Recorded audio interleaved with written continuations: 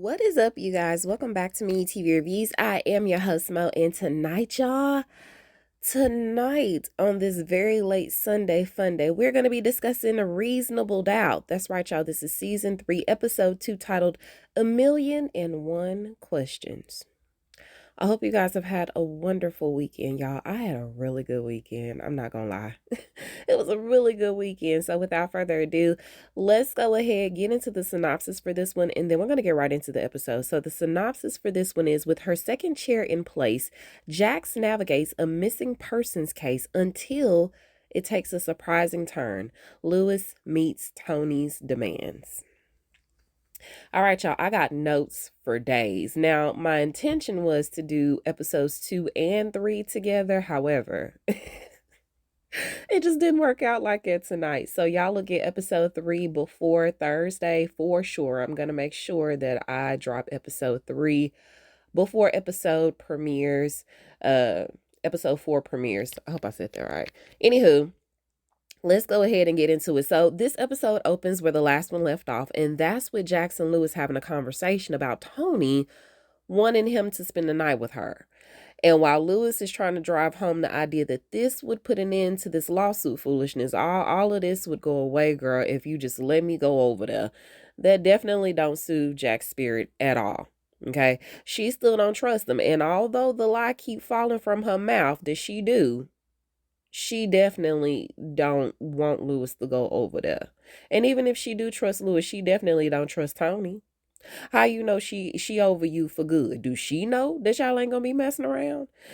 And I'm pretty sure that it's due to Jax having this whole controlling thing, right? She's got this controlling attitude about it. But I mean, if you done had a side baby on me, I would kind of be trying to rein you in as well. So, she trying to bring up what other people would say and do in this situation if they were her. But at this point, y'all are way past that. Okay, both of y'all done did wrong. Just let the man break her down one more time to make the 1.5 million lawsuit disappear. Would y'all let y'all significant other break down their sexual, partner for the 1.5 to disappear? We may just have to close our eyes on that one. So he reiterates that he don't believe that that's the type of closure that Toni is trying to seek. But either way, ain't nothing coming between them ever again. And honestly, he don't know how much more this he can take. Okay, this is rattling him to his core. He is just tired. Ain't you tired, girl? Ain't you tired of going through this? And so, just as she says that just as he asked her that, the phone rings. Now it's Daniel, and he's calling because he done heard word around the curb is that fight between Ozzy and Wendy, yeah, that was definitely recorded on a neighbor's Ring camera. And it happened the night she went missing. And not only that, but it's supposed to be getting leaked soon through the great value version of TMZ for the show called TZT. If the punches just don't keep coming for Jax, all right? And so she ends up getting off the phone with Daniel after she has him set up a meeting with Ozzy. And she tells Lewis, hey, man, okay, I hear you. Yes, I am exhausted from all of this, but just give me 24 hours to think about it. And he was like, all right, that's cool. That's fair enough. And so they end up meeting up with Ozzy, her, and Daniel. And he downplays the video saying that Wendy, yeah, I mean, we argue. We had a little spat or whatever. But she was just upset because I was going to have her sign the NDA. And so Jax was like, okay, well, what happened after that? And he was like, oh, well, after she left, I took a shower when I went to bed. And she was like, hmm, that's crazy. That is really crazy because seeing how riled up you were in that video, it is damn near impossible for anybody to go straight to bed after that. There is no way. Like, you couldn't drink enough warm milk to help soothe you to go to bed after that. Okay, you look pretty riled up. And he was like, look, I don't know what else to tell you. I went to bed after that. He swear up and down that's what happened. So she tries to warn him that once this video gets released to the public, people will definitely start filling in more of the picture that they're already painting for who they believe that he is. Okay, you ain't making no concerted effort to try to find your girl. You ain't been calling. You damn sure ain't been picking up the phone for the people that's looking for her. Like, it ain't looking for good for you, bruh. Okay, and so she suggests that he put up some reward money and just try to call her. Damn, act like you at least liked her for a little bit. So Jax is filling in her partners at the job on Ozzy's case the next day. And all they see are dollar signs, okay? Cash rules everything around them. They're trying to get to the money, dollar bills, okay? They wouldn't mind if Wendy's body was never found. That way, Ozzy could just keep them on retainer. But Jax was like, yeah, no, that's not going to work for me because I can easily disprove false information in court. However, I can only do so much to sway the public's opinion about him, especially after this evidence starts leaking. So just then, Jax ends up heading to Miguel's office. I thought that was Miguel. At least that's what it say on his placard.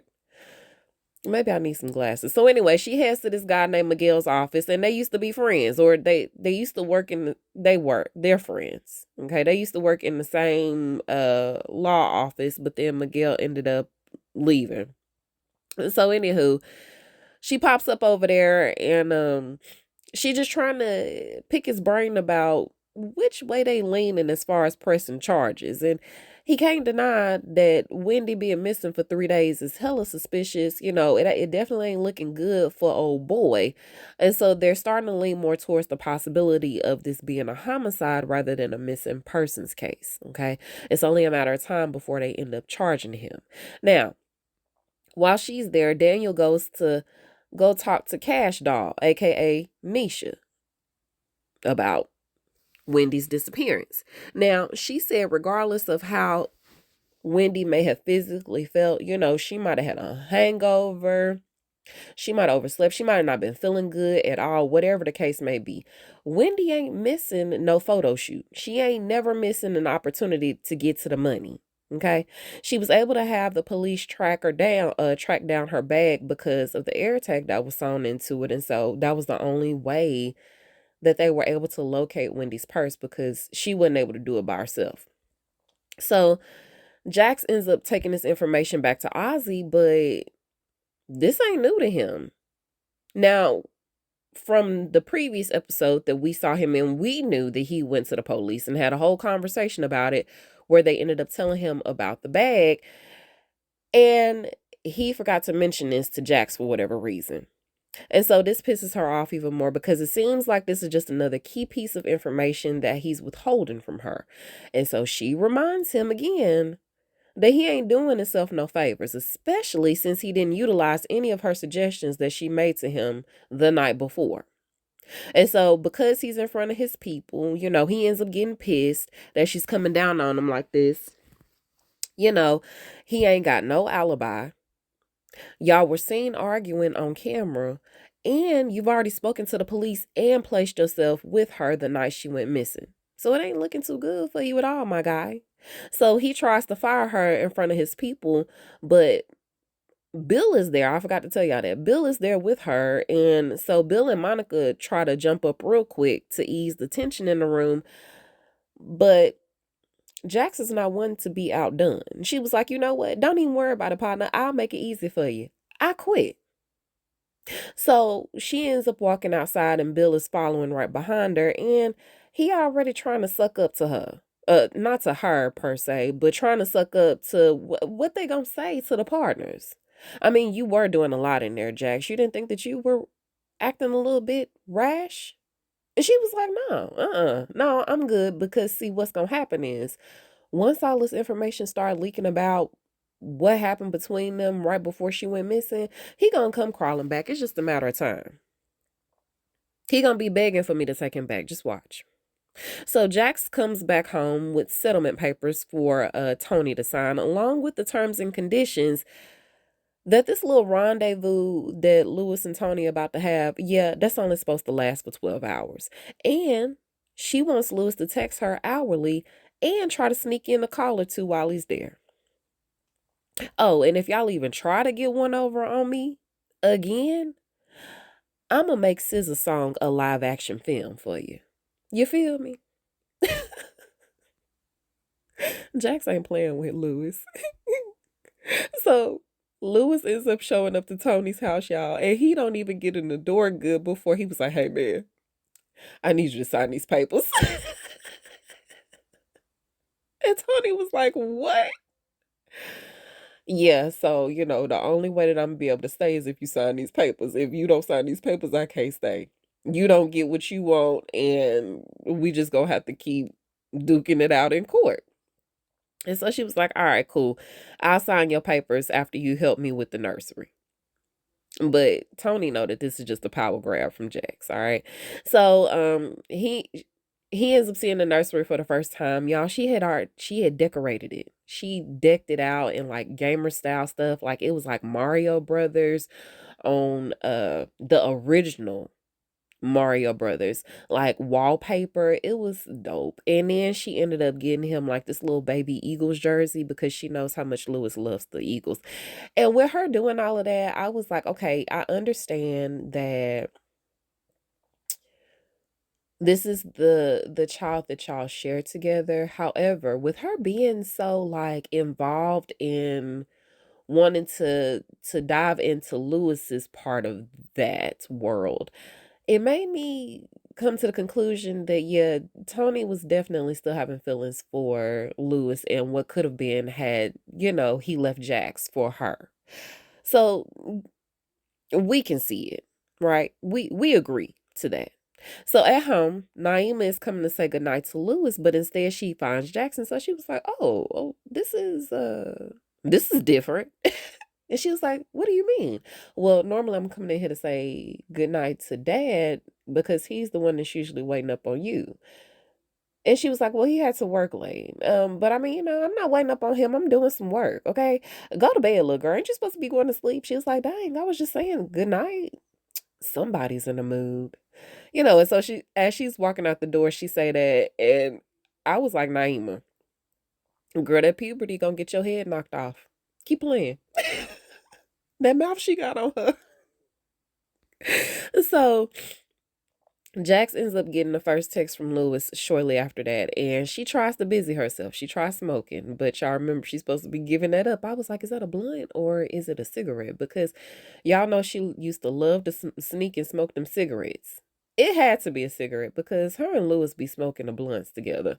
So anywho, she tried to busy herself. That didn't work with the cigarettes. But then, y'all, she pulled her phone out, and guess what?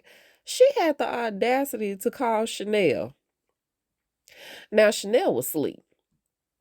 Chanel was asleep. She woke old girl up out of her sleep just to vent. And I ain't gonna lie, y'all. If I was her friend, if I was Chanel, I would have been a little pissed because she called her and she wasn't like, "Oh no, hey girl, how you doing? How you been doing? How the kids?" No, none of that. She was like, "Girl, I'm just trying to figure things out because I'm waiting up on Lewis because Lewis is over there at Tony house." And Chanel was like, "You mean Honey?" So Chanel tried to give her a little bit of advice, because even though she was in a dead sleep, once you hear that there's a bit of juicy gossip on the other end of that, of course that's gonna wake anybody up, right? So Chanel reassures her that they're in a good spot. You got a good man, y'all in therapy, and y'all relationship is healthy. Like, calm down, it'll be okay. And she was like, "You know what? You right. I don't even know why I'm tripping on Honey." So as soon as she gets off the phone with her, she gets the notification about the video. Ozzy and Wendy's argument. Yeah, it just got released.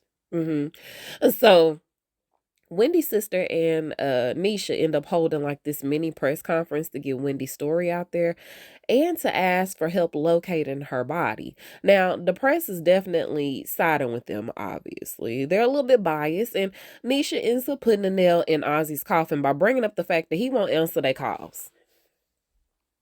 Yep, it's looking real bad for your boy.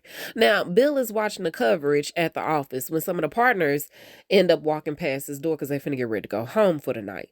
Now, they bring up the case and they made the mention of like, oh yeah, you might as well go ahead and get used to these long nights working on this case. And he was like, yeah, about that. So we lost the case. We were fired because Jax ended up making a rush decision. And you know, we don't have that case no more. And so he ended up telling them that he believes that Jax's confidence, her overconfidence, is what's gonna be her downfall. Okay. But the partners are less worried about it for whatever reason. They know what Jax is capable of. She is definitely capable of getting a job done. And you literally just got here, Bill. You just got on the block. So calm down. Okay. It's too early to be this sneaky. Now, Ozzy is reading the comments after the video had gotten leaked when because he's with his family. When they end up getting some unexpected visitors at the house. Y'all, the LAPD done showed up, warrant in hand, to search the premises because Wendy's phone had been tracked to his house. So the daddy was like, oh yeah, no, y'all can't do this. And he was like, actually, we can. Do you not see this paper? Y'all can wait outside if you want to. So he ended up leaving, right? And Jackson's still getting these updates from Lewis at her house when Corey calls and was like, hey girl, so Ozzy definitely called me, but I'm outside. Can you come outside real quick? So when she step outside, y'all, they talking about Ozzy, and Ozzy begs and pleads for her to take him back. He's in the car. Corey brought him over. Okay. Things went from bad to horrific for him, and he suddenly had a change of heart. Now, he just needs a few minutes to explain himself to Jax, and she decides to hear him out for whatever reason. And so he tells her this story about this woman who had ended up making a comment after the video had gotten released about how guilty he was because there was this one time many, many years ago when she had ran into him and she had asked him for this autograph, or not an autograph, y'all, I'm sorry, to take a selfie with her. Now, unbeknownst to her, he was actually coming through the airport because he was on his way to go see his dying grandmother. But as soon as the plane had touched down, he had received word from his mother that his grandmother had already passed away. Now, his mom was seemingly more concerned about him getting back in time to attend the Kids' Choice Awards where he was instead of getting some much needed closure with his grandmama. Okay. And so he was emotionally unavailable for this lady to take a selfie with her. Okay, but according to her, because he had treated her badly, he was guilty. Which he might still be guilty, but not because of that. So it just goes to show you that, you never know what somebody may be going through. Okay. He now understands that, like Wendy, Jax was just trying to give it to him straight, unlike his family, who seems to just be coddling him because he holds the purse strings. Wendy was right. And so he is still. Well, I'm sorry. Let me back up. He admits that he should have answered Nisha's calls, but in the same breath, he says that Nisha could have did a little bit more on her end to contact him if she really wanted to talk to him. If you really want the answers, you could have left a voice note. You could have did all this. You could have did all that.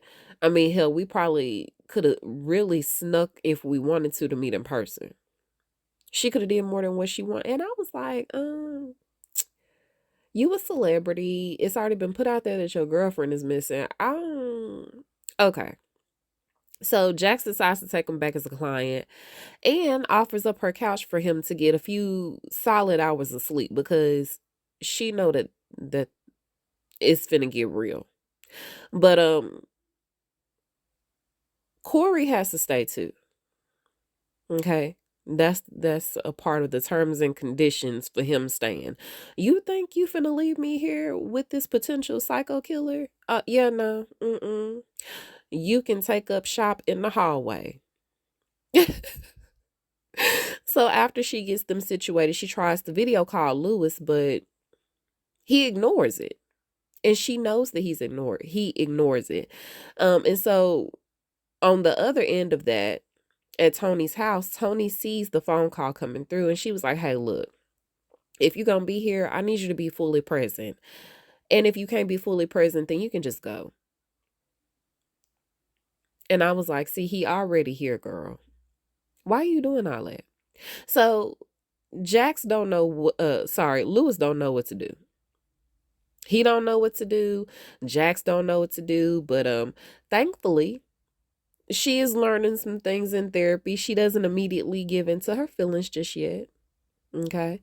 But Toni is ready to. Toni is definitely ready to give in to her feelings because they remind us of how we got to this point in the first place with the little flashback of, they playing in the sheet sessions. Okay. So this is replaying in Toni's head. And so she tries to go over and kiss Lewis, but he did the Braxton from the Jamie Foxx show on her. Yeah, he showed her the hand, which definitely pissed her off because why are you here if that's not what we gonna do? Why are you here then? You can go. So she's going through all the emotions, y'all. She wants him. She wanted to, I feel like, really have a family with him, but he was still with Jax and he wasn't going to leave Jax for her. Well, it was looking a little shaky. So he might have potentially at one point.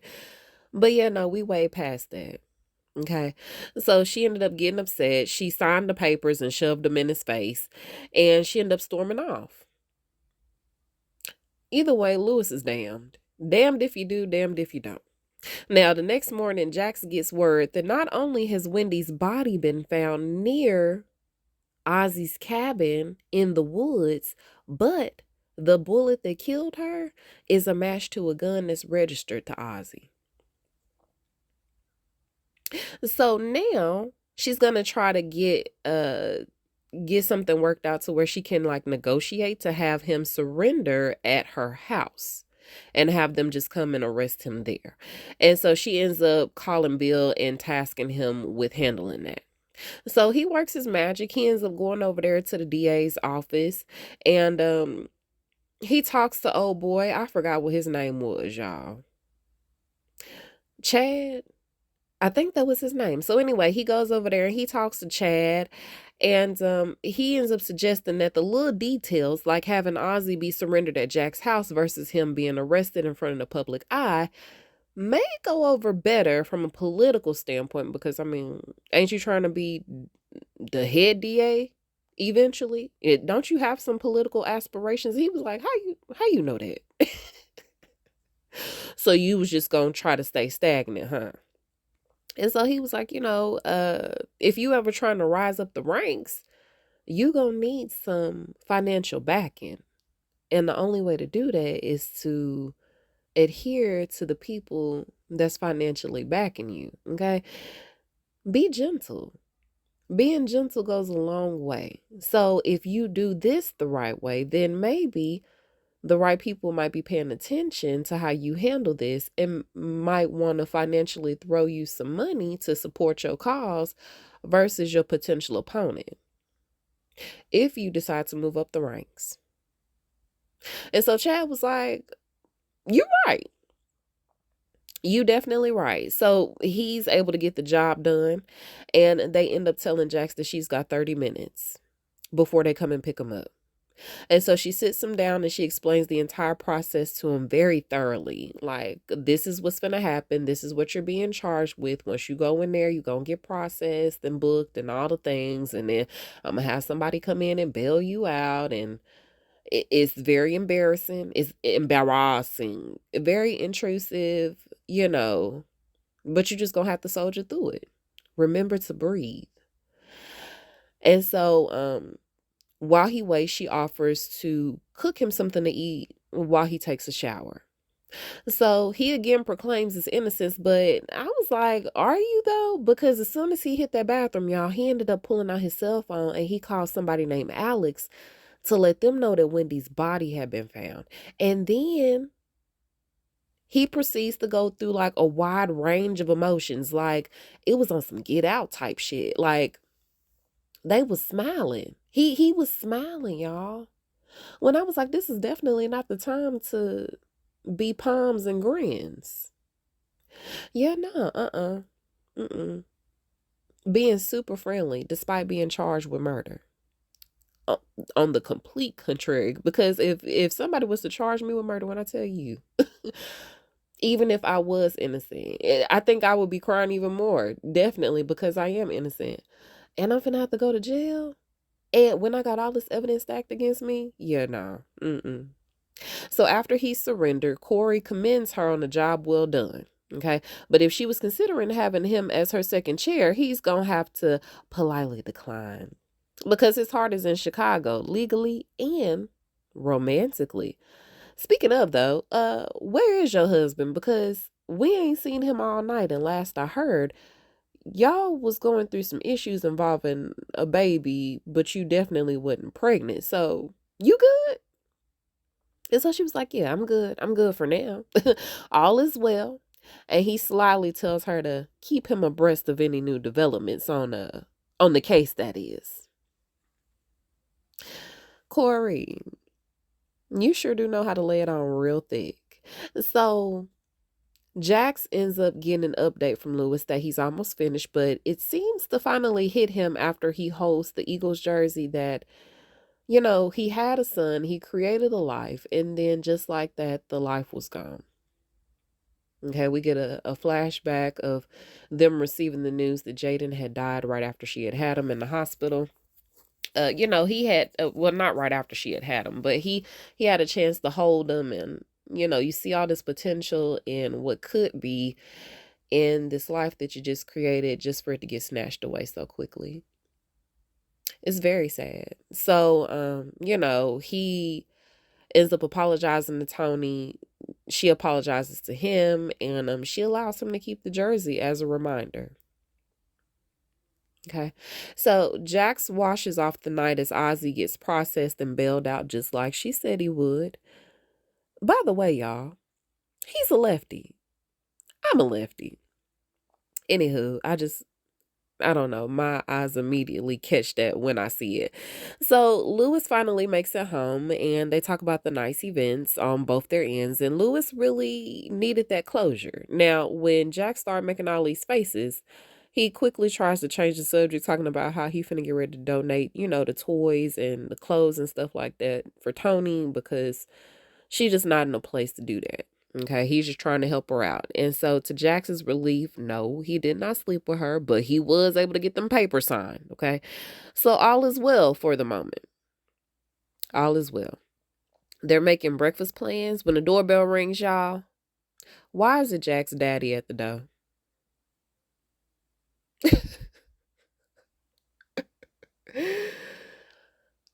First it was her mama, now it's her daddy. And that's the way the episode ends. Are we gonna see Mrs. Washington sometime this season? I sure do hope so. And I hope that her mama is in a better place, because I couldn't stand where they was trying to take her character. Anywho, y'all, that's it. I hope you guys have a wonderful start to your upcoming week. You guys, please stay safe out there. Let me know what you thought about this episode. You can reach me at Me and You TV Reviews on Facebook and on Instagram. You can also reach me at My TV Reviews Podcast without the S on the end at gmail.com. Y'all, spooky season is coming.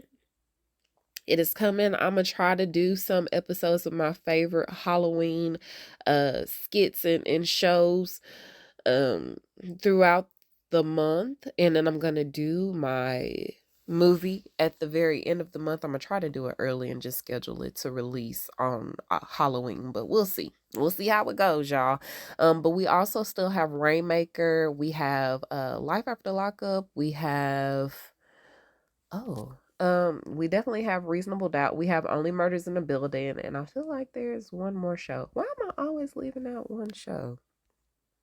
Oh, High Potential. How could I forget that? So anyway, y'all, we got shows. So y'all just stay tuned, all right? I hope you have a wonderful start to your week. And until we meet over the airwaves again, I am Mo, and I'll talk to you guys soon. Bye. Oh, before I go, who do y'all think did it? Do y'all really think Ozzy did it? I don't think he did it, but I think somebody in in his immediate circle did. I think somebody in his immediate circle did. Maybe it was his dad. Definitely either his parents or Monica. Okay. But we'll see how this plays out this season. Y'all let me know who y'all think took Wendy out. All right, y'all be safe out there. Love y'all. Bye.